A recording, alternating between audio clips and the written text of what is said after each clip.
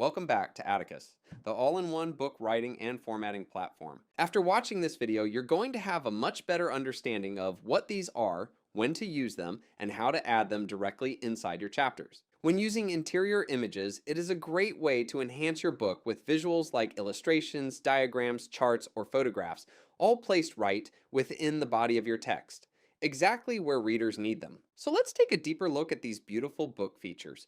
An interior image, sometimes called an inline image or in-text image, is any visual element placed inside your chapter content rather than on a full-page spread or as a standalone design page. These images can help you clarify information, support storytelling, explain complex ideas visually, or simply make your book more engaging for readers. The best part about this process is that adding them to Atticus only takes a few clicks. Let's take a look at how easy they are to add. Step 1. Choose where to place your image.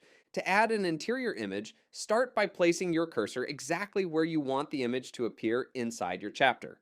Remember to ensure your previewer is open so you can get an idea where on your page this image will appear. Step 2. Click the Add Image tool.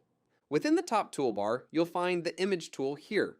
Click that and you'll be prompted with options on how to upload your desired image. Step 3. Upload your image. If your image is already uploaded to Atticus, you'll want to choose the button to upload from the image gallery. Otherwise, you'll choose to upload your desired image from your computer directly. Step 4. Ensuring you have the correct image file type. Because of how images must be embedded for both print and ebook formatting, images can't be copied and pasted directly into Atticus. Instead, they need to be imported from your computer as either JPEG or PNG files. These ensure your images display correctly across all export formats. Once selected, your image will appear in your Writing tab. It's important to note that what you see here in the Writing panel is just a placeholder.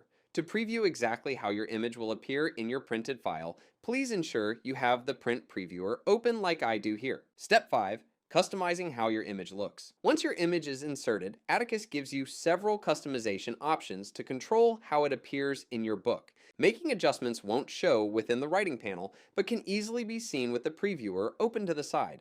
Now that we've covered how to place and upload your image files, let's walk through how you can customize them. You can add a caption, which will appear in both the print and ebook formatted versions just below your image. Captions are especially helpful for labeling diagrams, crediting artwork, or adding helpful context for readers. You can add alt text, which is a short description of your image that helps screen reader users understand the content and purpose of the visual and makes your ebook more accessible, as well as adjusting the image alignment left, centered, or right. Center alignment is the most common choice, but alignment can help support your layout depending on your content. If you'd like your text to flow around your image instead of sitting above and below it, you can enable text wrapping as long as the image width is set to 50% or smaller. For print versions of your book, you can also place your image on its own page. This works especially well for detailed illustrations, full-page artwork, maps, or important visual references. You can resize your image inside Atticus while maintaining its original proportions. This helps your image fit neatly within your layout while preserving visual quality. Interior or inline images must stay within the page margins, so you won't see an option for full bleed available here. For ebook exports, you can also make images clickable by adding links. These links can point to websites, additional resources, or other sections inside your book. This is especially useful for nonfiction and instructional books. If at any time you need to make changes after placing an image, simply just click the cog icon near the top right corner of the image to reopen the settings pop-up. Once you have everything set, always remember to preview your image before exporting, as some image settings, especially size and text wrapping, may appear differently depending on your trim size and format. This helps you confirm everything looks exactly the way you want before exporting your book. Now let's understand the difference between full-page images versus interior images. Full-page images can span the entire page and create a stronger visual impact in your book design. To add a full-page image, simply click the three dots next to the Add New Chapter button, then choose the full-page image option. Once added, rename your image using the title field above it. Choose an image from My Image Gallery or upload a new one.